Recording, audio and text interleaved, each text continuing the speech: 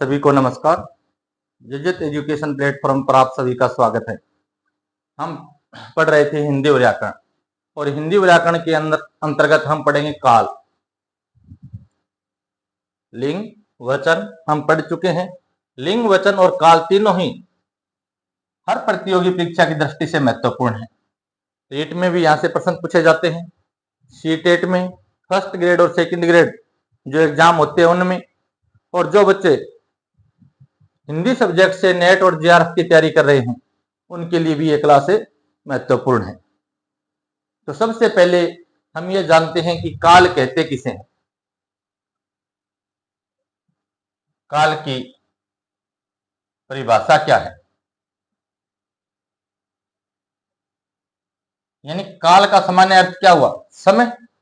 तो हम कह सकते हैं व्याकरण की दृष्टि से कि व्याकरण में क्रिया के घटित होने वाले समय को क्या कहते हैं? काल कहते हैं। व्याकरण में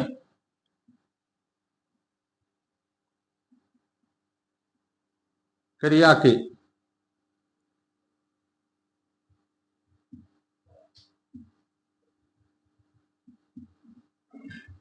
घटित होने वाले समय को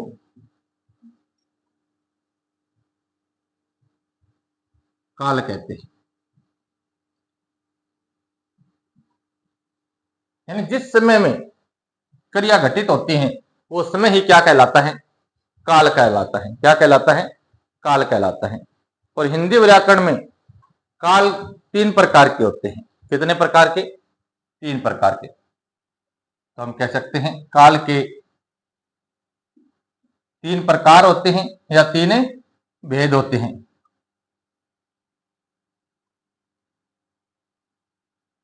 काल 3 प्रकार के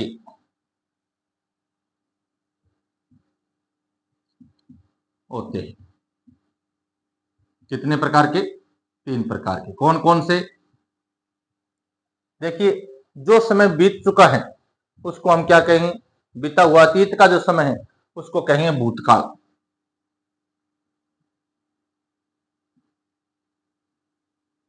जो वर्तमान में चल रहा है वो क्या है? वर्तमान काल। और जो आगे आने वाला समय है वो क्या कहलाएगा? भविष्य काल। भविष्य काल भी कहते हैं, भविष्यत काल भी कहा जाता है। तो सबसे महत्वपूर्ण जो अधिकतर परीक्षाओं में हम देखते हैं जो प्रश्न पूछे जाते हैं वो भूतकाल से पूछे जाते हैं। तो सबसे पहले भूतकाल कहते किसे हैं? भूतकाल की परिभाषा क्या है? भूतकाल यानी जो बीता हुआ जो समय वो क्या कहलाएगा? भूतकाल कहलाएगा। तो हम कह सकते हैं कि वाक्य में प्रयुक्त क्रिया के जिस रूप से बीते हुए समय का यानी ज्ञान होता है या बीते हुए समय में क्रिया का होना पाया जाता है उसे क्या कहते हैं? भूतकाल कहते हैं। तो वाक्य में प्रयुक्त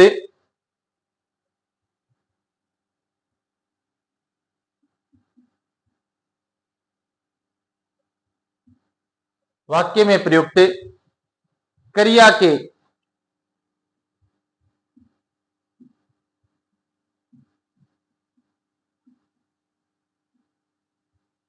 के जिस रूप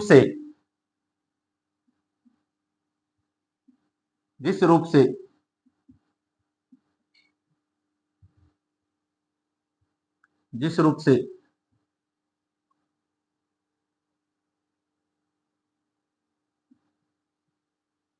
बीते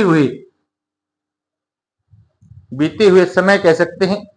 बीते हुए काल कह सकते हैं। बीते हुए समय में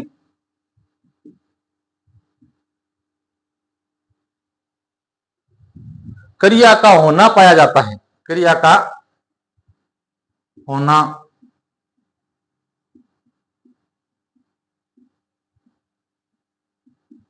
पाया जाता है। कहने का अभिप्राय यह है कि वाक्य में जो क्रिया आएगी वो ये बताती हैं कि जो क्रिया का रूप ये बताता है कि क्रिया चल रही है, वर्तमान में चल रही है, या फिर पीछे बीते हुए समय में हो गई है, या फिर आगे होने वाले समय में होगी। ये चीज कौन बताएगा?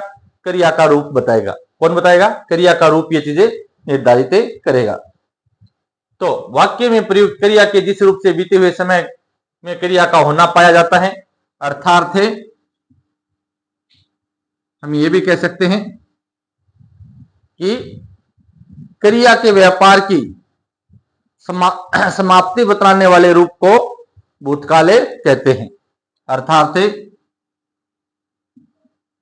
क्रिया के व्यापार की समाप्ति, क्रिया के व्यापार की समाप्ति बतलाने वाले रूप को क्या कहेंगे? रूप को भूतकाल कहते हैं। यानी कहने का सामान्य भाषा में हम कह सकते हैं कि जिस क्रिया के जिस रूप से हमें यह ज्ञान हो जाए कि क्रिया है वो बीते हुए समय में यानी पूर्ण हो चुकी है, या क्रिया बीते हुए समय में समाप्त हो चुकी है, तो वहां क्या होगा? भूतकाल होगा। अब ये जो भूतकाल है, इस भूतकाल के 6 उपभेद माने जाते हैं। कितने? 6। भूतकाल के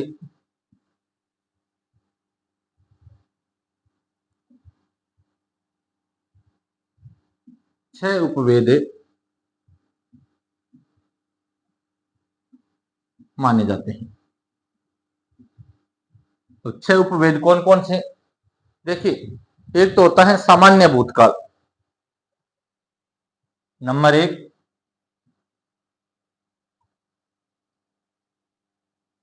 सामान्य भूतकाल। नंबर 2, हम कह सकते हैं कि आसन भूतकाल। आसन का अर्थ होता है निकट। आसन, आसन भूतकाल। आसन भूतकाल। और एक नंबर 3, पूर्ण भूतकाल। पूर्ण भूतकाल। नंबर 4 पूर्ण भूतकाल है, तो नंबर 5 क्या होगा? अपूर्ण भूतकाल। सबसे पहले सामान्य भूतकाल, उसके बाद में आसन भूतकाल, नंबर 3 पूर्ण भूतकाल, और नंबर 4 अपूर्ण भूतकाल।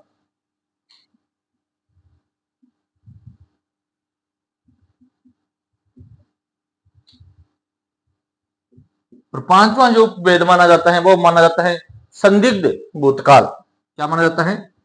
जहां संदिग्ध भूतकाल। और नंबर 6 छठा जो उपभेद है वो कहलाता है हेतु हेतु मद भूतकाल। क्या कहलाता है? हेतु हेतु मद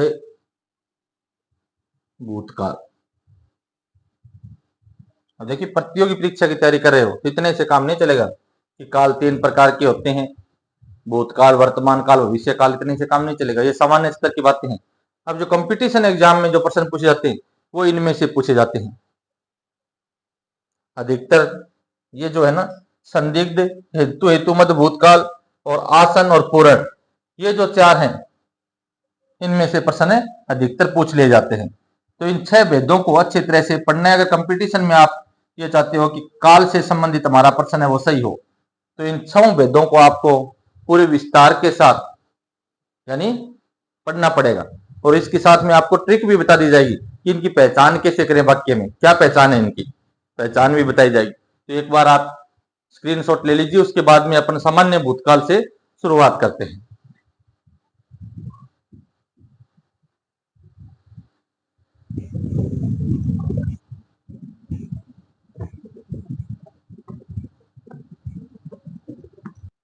तो भूतकाल के 6 उपभेद हैं। उनमें नंबर 1 सामान्य भूतकाल। कौन सा है? सामान्य भूतकाल। सामान्य भूतकाल में क्या होता है कि क्रिया का जो व्यापार है उससे हमें ये पता चल जाता है कि क्रिया है वो बीते हुए समय में हुई है, लेकिन हमें ये पता नहीं चलता है कि क्रिया बीते हुए समय में जो हुई वो अभी हुई है या उसको हुए काफी समय हो गया है। इस बात का आसन भूतकाल में, यानी ये सामान्य भूतकाल है, इसमें इस प्रकार की स्थिति होती है, तब इसको सामान्य भूतकाल कहा जाता है। इतना तो पता चल जाता है कि क्रिया के व्यापार की समाप्ति बीते हुए समय में हुई है, लेकिन ये पता नहीं चलता है कि उस क्रिया को घटित हुए थोड़ा समय हुआ है या ज्यादा समय हो गया है। ऐसी परिस्थिति जहां हो, ऐसी स्थिति जहां वाक्य में दिखाई दे, वहां क्या होता है? सामान्य भूतकाल होता है। तो हम कैसे कह सकते हैं? जब क्रिया के व्यापार की समाप्ति, जब क्रिया के व्यापार की समाप्ति, जब क्रिया के व्यापार की समाप्ति सामान्य रूप से बीते हुए समय में होती है, सामान्य रूप से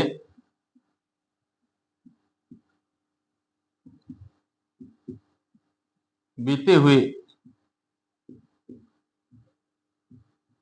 समय में,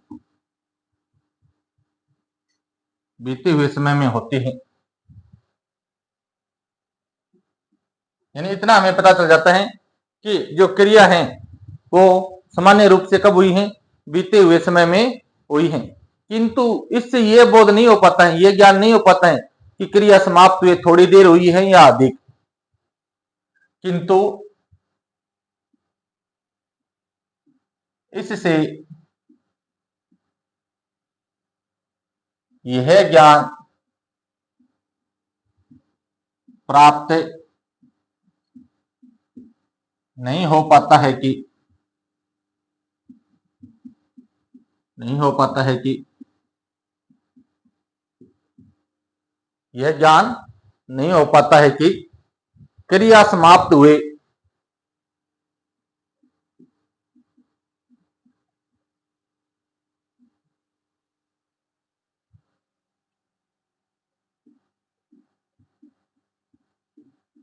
थोड़ा समय या थोड़ी देर, थोड़ा समय हुआ है या अधिक,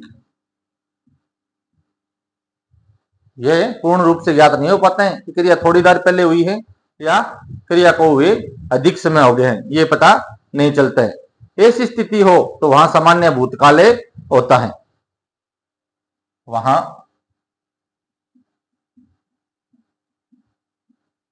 सामान्य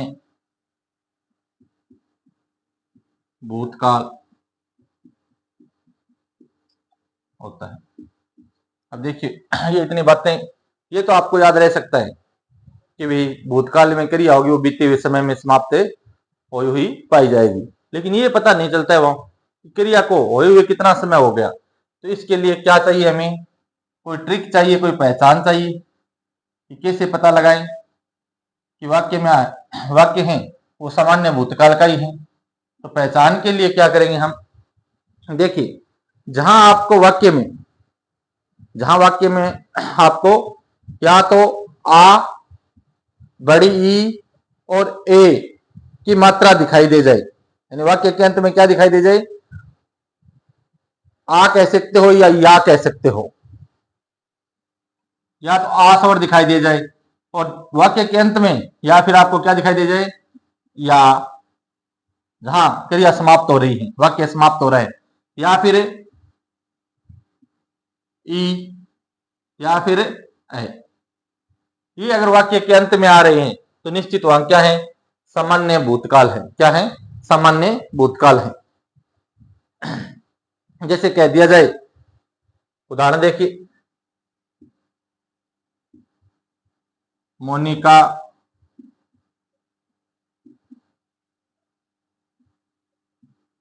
विद्यालय गई, मोनिका विद्यालय गई।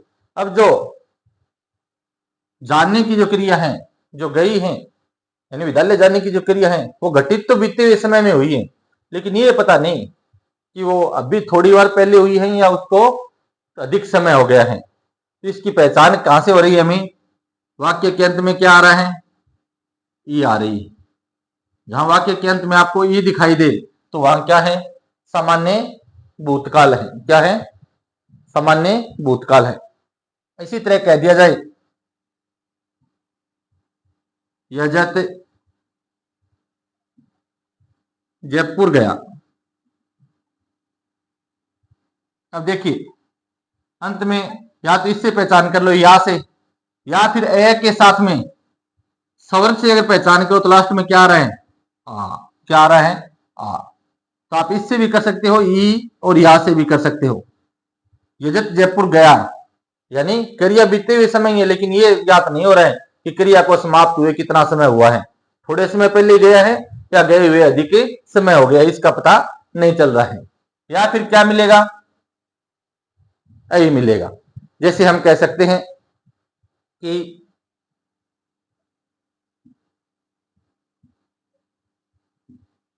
बालक घर गए। वाक्य के अंत में क्या आ रहा है? यानी बालकों के घर जाने की जो क्रिया है वो बीते हुए समय के हैं, लेकिन समय का निर्धारण नहीं हो पा रहे हैं कि क्रिया को घटित हुए कितना समय हुआ है। और पहचान के रूप में क्या आ रहा है? ये आ रहा है। और यहां क्या आ रहा है? ये आ रहा है। तो ये तीनों जहां दिखाई दे आपको वाक्य के अंत में, तो वहां क्या होता है? सामान्य भूतकाल होता है। क्या होता है? सामान्य भूतकाल होता है। एक बार स्क्रीनशॉट लेना चाहो तो स्क्रीनशॉट ले सकते हो। पहचान ये है वाक्य के अंत में या तो आ स्वर देखोगे तो आ मिलेगा, और अगर वर्ण देखोगे तो क्या मिलेगा? या। ए के साथ में आ का मेल, या बड़ी ई और ऐ, ये तीनों वाक्य के अंत में आ रहे हैं, तो वहां बात किसकी हो रही है? सामान्य भूतकाल की हो रही है।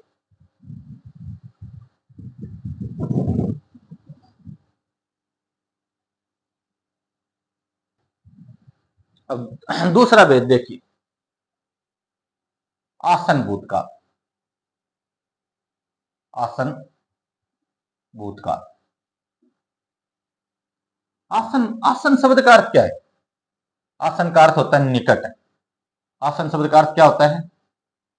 निकट। अब इतना हमें ज्ञात हो गया तो हम इसकी परिभाषा भी बता सकते हैं कि जो क्रिया होगी वो बीते हुए समय की होगी, लेकिन क्रिया के समय के बारे में हमें यह पता चल जाएगा कि अब निकट समय में ही क्रिया है वो क्या हुई है? समाप्त हुई है। निकट समय में क्रिया क्या हुई है? समाप्त हुई है। तो वहां क्या होता है? आसन भूतकाल होता है। तो हम कह सकते हैं क्रिया के जिस रूप से, क्रिया के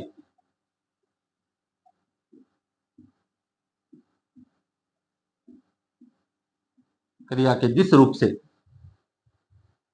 यह प्रकट होता है कि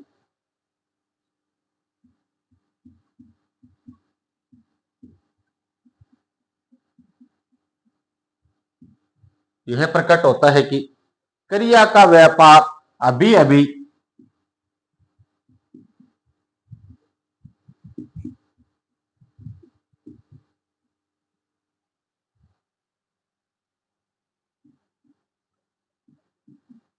अभी अभी से अभिप्राय निकट समय में ही, अभी अभी क्या हुआ है? क्रिया का व्यापार अभी अभी कुछ समय पूर्व ही समाप्त हुआ है। कुछ समय पूर्व ही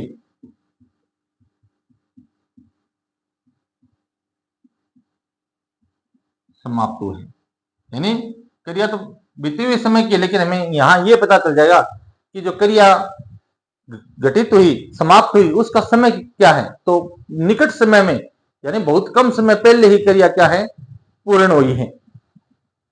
तो वहां क्या होता है? आसन भूतकाल होता है। वहां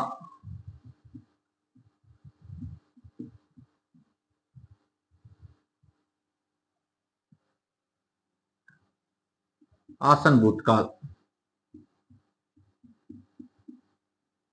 होता है। तो आसन भूतकाल की पहचान कैसे करें? देखिए, सामान्य भूतकाल में हमने या, ई और ऐ तीनों से पहचान की। अब वो ही रहेंगे, या भी आएगा, ई भी आएगी और ऐ भी आएगी, लेकिन उनके साथ एक चीज जुड़ेगी, है। तो पहचान क्या हो जाएगी? या है तो उसके साथ में है जुड़ जाएगा लास्ट में, ई है तो उसके साथ में भी क्या जुड़ जाएगा? है जुड़ जाएगा वाक्य के अंत में। और या, ई और ऐ है तो ऐ के साथ में भी क्या जुड़ जाएगा? है जुड़ जाएगा। ये जहां आपको वाक्य के अंत में दिखाई दे, यानी सामान्य में तो या, ई और ऐ आएंगे, और जब इनके साथ में है जुड़ा हुआ दिखाई दे वाक्य के अंत में, तो वहां निश्चित क्या है? आसन भूतकाल है। क्या है? आसन भूतकाल है। जैसे कह दिया जाए,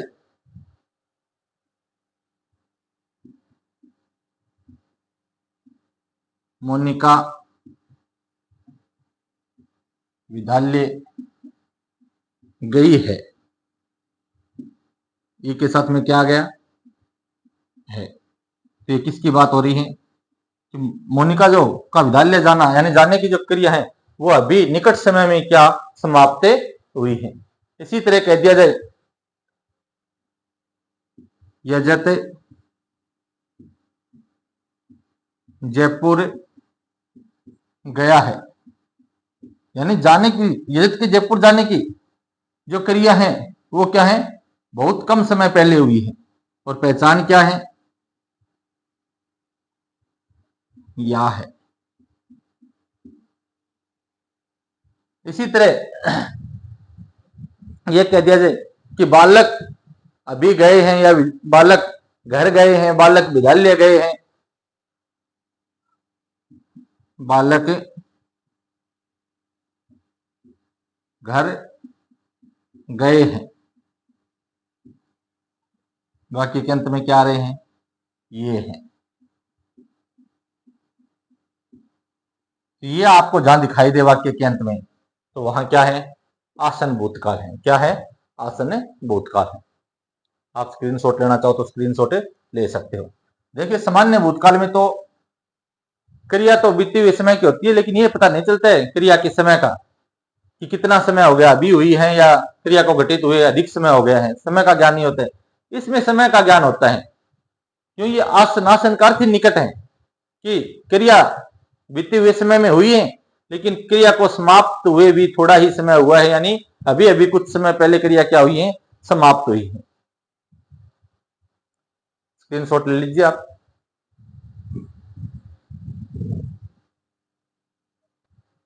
अब भूतकाल का तीसरा भेद है पूर्ण भूतकाल।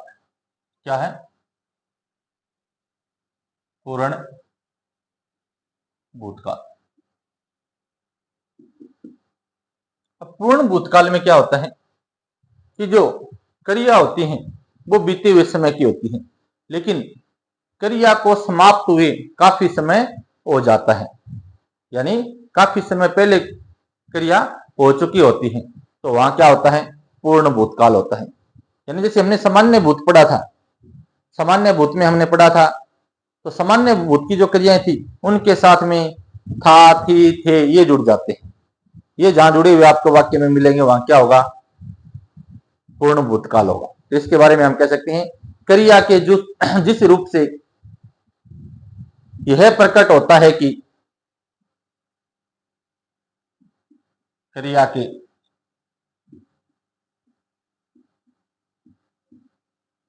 जिस रूप से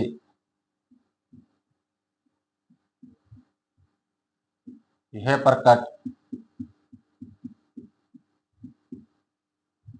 क्रिया के जिस रूप से यह प्रकट होता है कि क्रिया का व्यापार बहुत समय पूर्व समाप्त हो गया है। क्रिया का व्यापार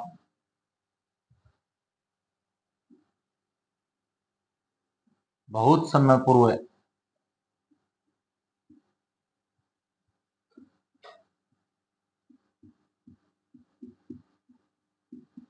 समाप्त हो गया है। वहां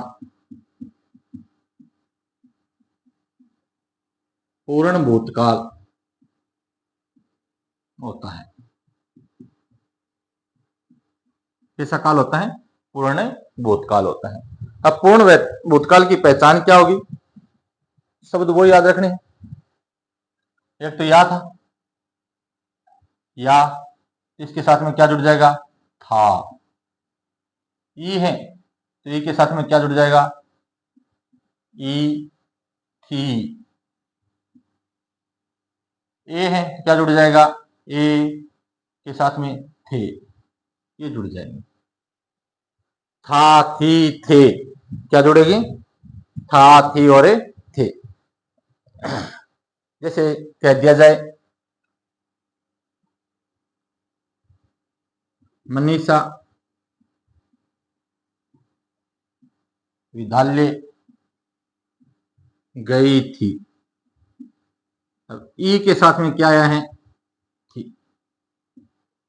ये इसकी पहचान ही एक तरह से, यानी मनीषा के विद्यालय जाने की जो क्रिया थी वो बीते हुए समय में हुई, क्रिया को बीते हुए या पूर्ण समाप्त हुए काफी समय हो गया। मनीषा विद्यालय गई थी। इसी तरह कह दिया जाए यजत जयपुर गया था। या के साथ में क्या आ रहा है? था। यह पहचान है। बालक विद्यालय गए थे। हई के साथ क्या आ रहे हैं? थे। तो ये याद रखना कि पूर्ण भूतकाल होगा वहां था, थे, थे जुड़ेंगे इनके साथ में, या ई और ई के साथ में था, थे, थी जुड़ जाएंगे। स्क्रीनशॉट ले लीजिए।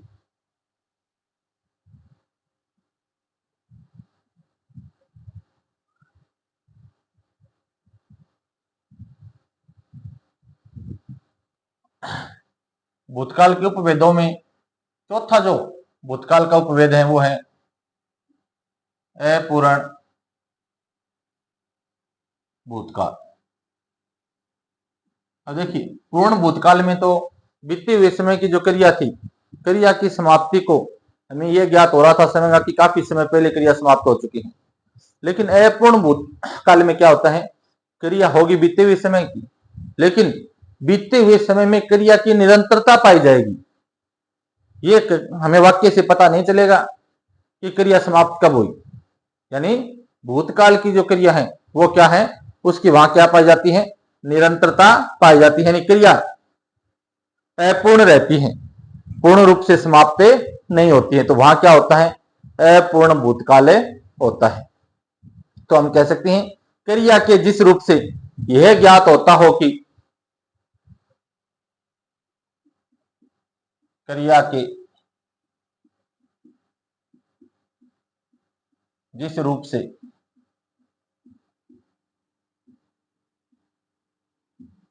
यह ज्ञात होता, यह ज्ञात होता है कि यह ज्ञात होता है कि उसका व्यापार भूतकाल में अपूर्ण रहा। उसका व्यापार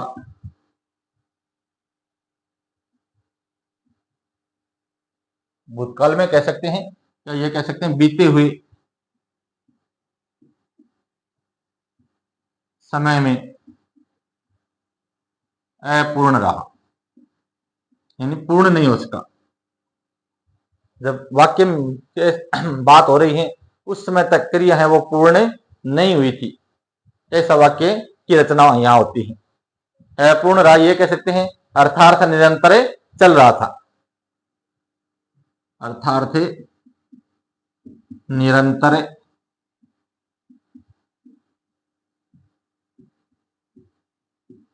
चल रहा था, अर्थार्थ निरंतर चल रहा था तथा उसकी समाप्ति का पता नहीं चलता है। तथा उसकी समाप्ति का पता नहीं चलता है। इसका पता नहीं चलता है, क्रिया के समाप्त होने का पता नहीं चलता है। वहां अपूर्ण भूतकाल होता है, वहां अपूर्ण भूतकाल होता है। अब इस अपूर्ण भूतकाल की पहचान कैसे करेंगे? देखिए, वाक्य के अंत में आपको या तो ता था, ती थी और ते थे ये मिल जाए। कौन कौन से शब्द? ता था, ती के साथ में थी मिल जाए, ते के साथ में थे मिल जाए, या तो ये मिलेंगे, या फिर क्या मिलेगा? रहा था, रही थी, रहे थे। रहा था, रही थी, या फिर रहे थे। ये वाक्य के अंत में मिल जाए तो वहां निश्चित है कि क्रिया की समाप्ति नहीं हुई है, क्रिया भूतकाल की अवश्य है, लेकिन वाक्य की रचना हुई है, वाक्य जिस प्रकार से कह रहा है वहां क्रिया क्या है? अपूर्ण है, पूर्ण होने का कोई ज्ञान नहीं है। जैसे कहा जा सकता है, मोनिका खाना पका रही थी। अब पकाने की जो क्रिया है वो अभी तक क्या नहीं हुई है? बीते हुए समय की तो है, बात तो बीते हुए समय की जा रही है, भूतकाल की जा रही है, लेकिन तब तक क्रिया क्या थी? अपूर्ण थी, पका रही थी। यानी जो खाना है वो उस समय तक क्या हो रहा था? पक रहा था, तो पका रही थी। और पहचान क्या है? ही है, तो उसके साथ में क्या है? थी या रही थी। पूरा ले तो इसको पूरा ले लो, रही थी, ये पहचान है, रही थी। या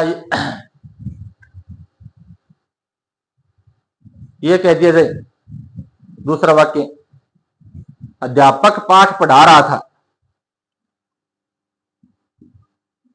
अध्यापक पाठ पढ़ा रहा था।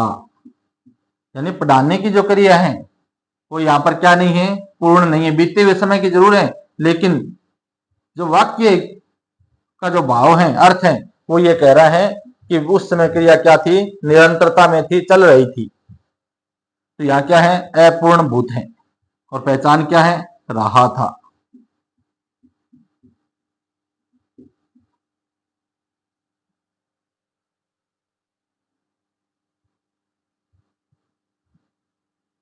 मैदान में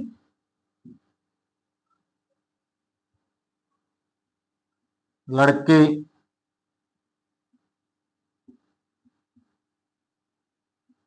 दौड़ लगा रहे थे।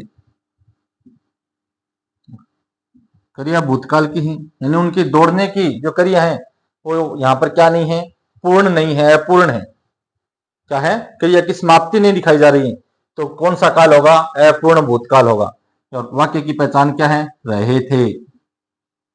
तो रही थी, रहा था, रहे थे, ये इनकी क्या है? पहचान है। इसके अलावा ता था, ती थी, ते थे, ऐसे वाक्य भी आ सकते हैं। जैसे देखिए, यजत क्रिकेट खेलता था। यजत क्रिकेट खेलता था। अब यहां खेलने की जो क्रिया है उसके बारे में यह नहीं कहा गया कि वो पूर्ण पूर्ण हो चुकी है।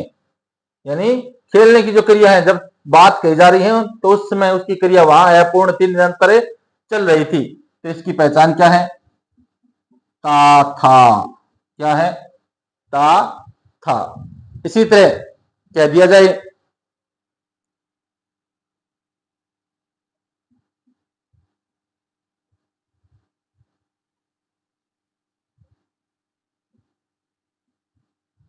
हम क्रिकेट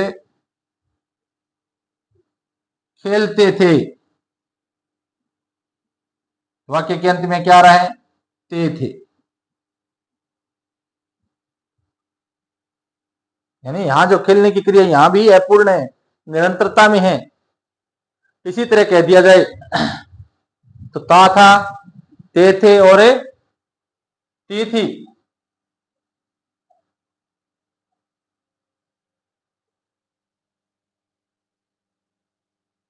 पूजा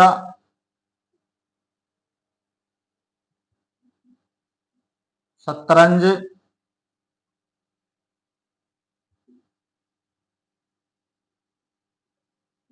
खेलती थी। यहां भी क्या है?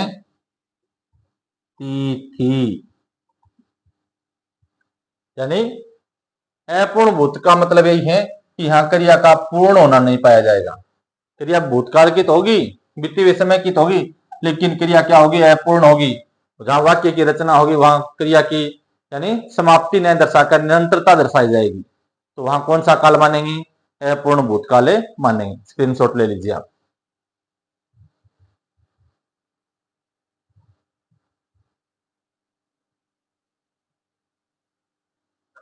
भूतकाल का पांचवां भेद है संदिग्ध भूतकाल। क्या है? संदिग्ध भूतकाल। अब संदिग्ध का अर्थ क्या है? संदिग्ध का अर्थ है संदेह। क्या है? संदेह। यानी यहां पर जो बीते हुए समय की जो क्रिया होगी उस क्रिया के बारे में क्या होगा? संदेह होगा कि हुआ था या नहीं हुआ था। यानी पूर्ण प्रभाव के साथ बात नहीं की जाएगी, निश्चय के साथ बात नहीं होगी। क्रिया में क्या होगा?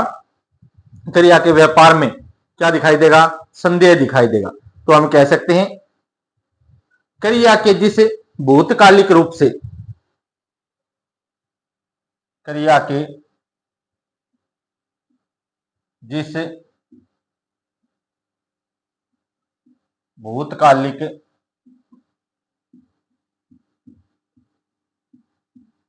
क्रिया के जिसे भूतकालिक यानी बीते हुए समय से, क्रिया के जिसे भूतकालिक रूप से उसके कार्य व्यापार होने के विषय में, उसके कार्य व्यापार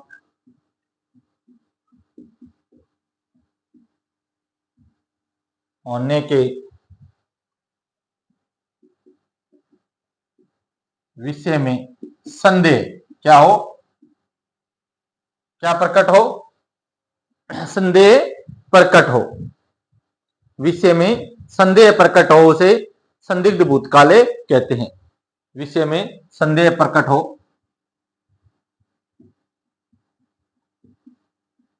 उसे संदिग्ध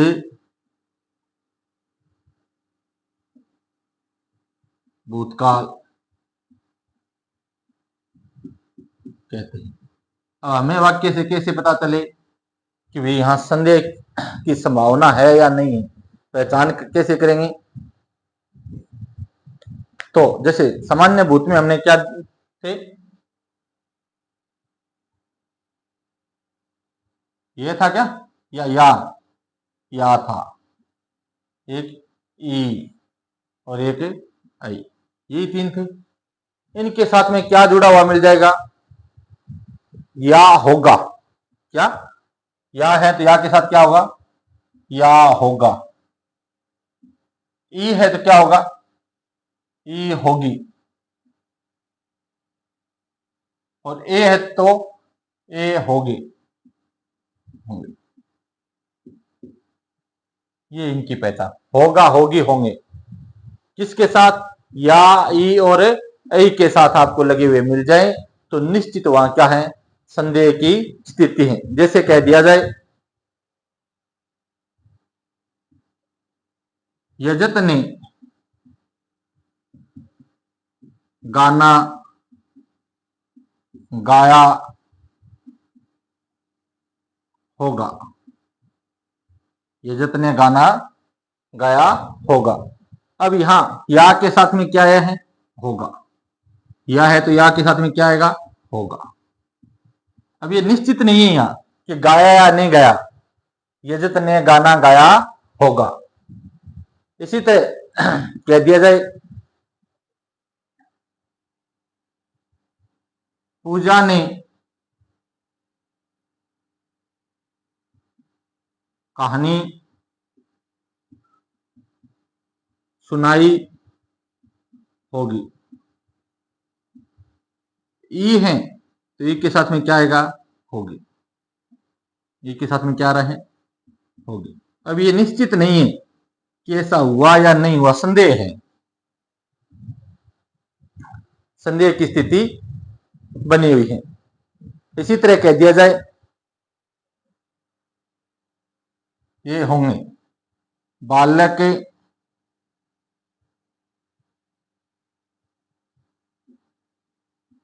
घर गए होंगे, एक के साथ क्या होगा? होंगे। वही है तो होंगे।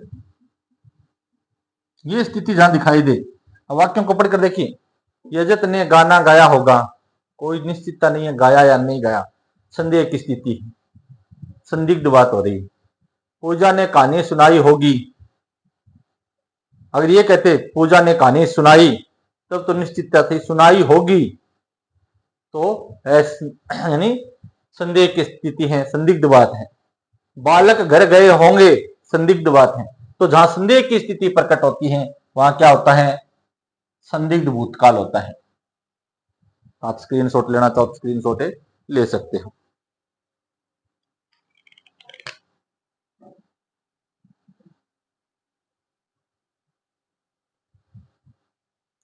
अब जो भूतकाल है, भूतकाल के वेदों में नंबर 6 जो है परीक्षा की दृष्टि से बहुत महत्वपूर्ण भी।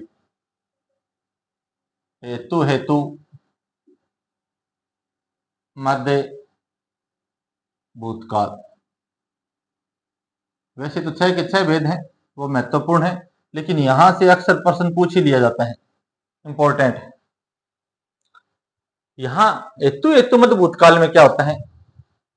यहां हमेशा यानी एक शर्त दिखाई देती है। कहने का अभिप्राय है कि बीते हुए समय की जो घटनाएं होती हैं उनमें एक घटना या एक क्रिया दूसरी क्रिया पर अवलंबित होती है। अवलंबित होना मतलब एक दूसरे पर आश्रित होती है कि ऐसा होता तो ऐसा करता है। यानी एक क्रिया का जहां दूसरी क्रिया पर आश्रित होना पाया जाता है या अवलंबित होना पाया जाता है, वहां वाक्य में किस की पहचान हो जाती है? हेतु हेतु मध्य भूतकाल की पहचान हो जाती है। यहां आपको वाक्य में एक से अधिक यानी दो क्रियाएं नजर आएगी, दो क्रियाएं होगी और एक क्रिया दूसरी क्रिया पर आश्रित होगी। और आश्रित होने के लिए क्या होगी? एक शर्त दिखी सूचक शब्द है या एक शर्त है, वो आपको वाक्य में उसका भाव है वो प्रकट होता हुआ दिखाई देगा। तो हम कह सकते हैं कि भूतकालिक क्रिया का वह रूप, भूतकालिक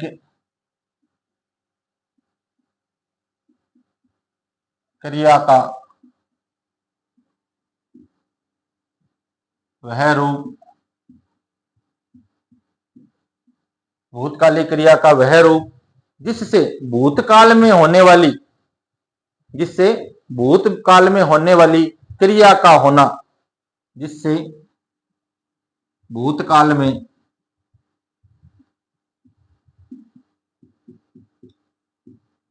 होने वाली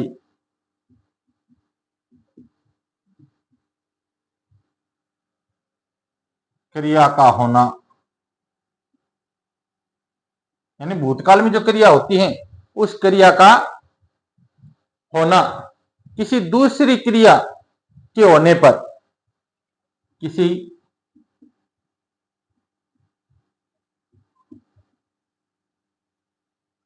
दूसरी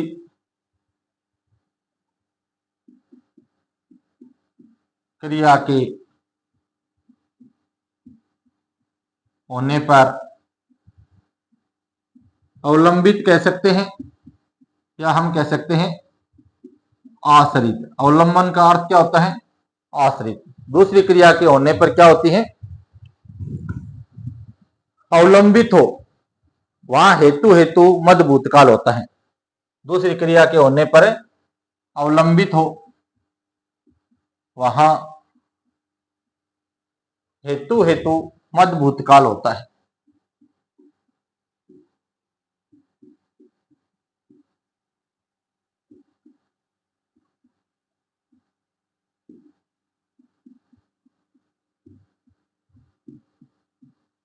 हेतु हेतु मद भूतकाल होता है।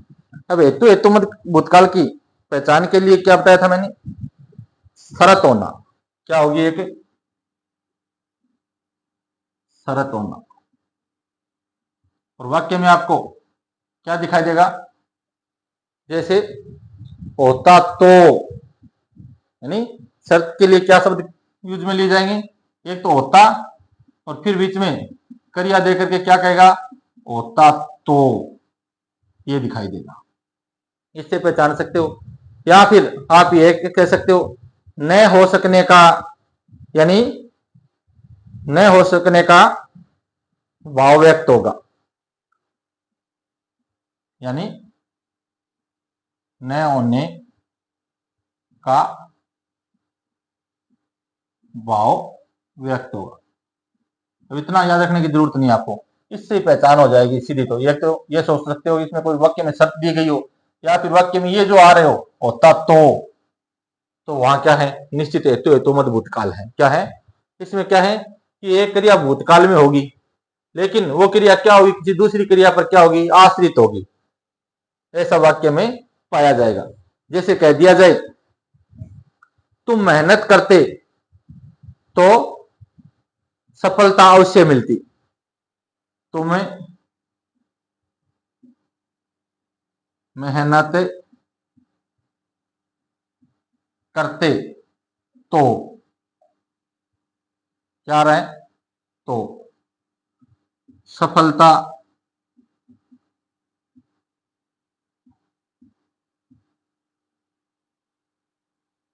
अवश्य मिलती।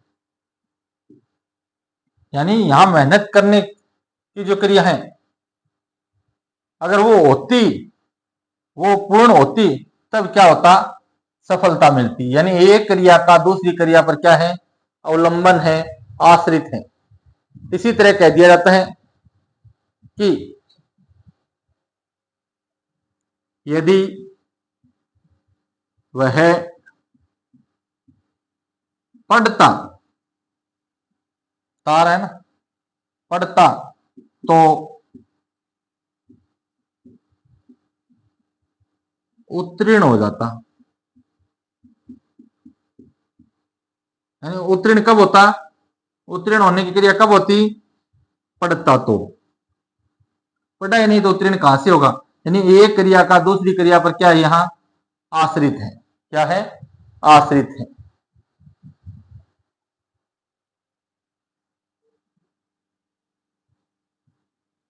युद्ध होता तो, युद्ध होता, और अब आगे क्या आ रहा है? तो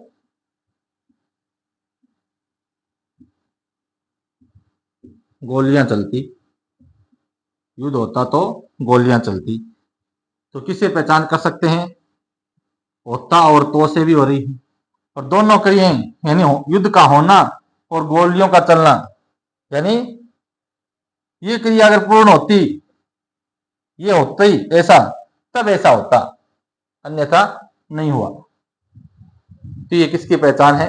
हेतु हेतु मद भूतकाल की पहचान है। तो आज की क्लास में हमने जो काल पढ़े हैं, काल के जो 3 प्रकार थे, 3 भेद थे, उनमें से भूतकाल पढ़ा है, और भूतकाल के 6 भेद पढ़े हैं। अब हम यहाँ पर समापन करें, क्योंकि क्लास फिर काफी लंबी हो जाएगी। अब हमें वर्तमान काल और भविष्य काल और उनके जो उपवेद हैं उनका विस्तार पूर्वक अध्ययन करना है, तो वो हम आगे की क्लास में करेंगे। अगर आज की क्लास आपको ये लग रहा है कि वास्तव में प्रतियोगी परीक्षा की दृष्टि से महत्वपूर्ण है और आपके लिए फायदेमंद है, तो इसको ज्यादा से ज्यादा आप लाइक करें और अपने सहपाठियों के साथ शेयर करें। और जो नए विद्यार्थी इस प्लेटफॉर्म पर हैं वो इस चैनल को सब्सक्राइब कर लें। आप सबका बहुत बहुत धन्यवाद।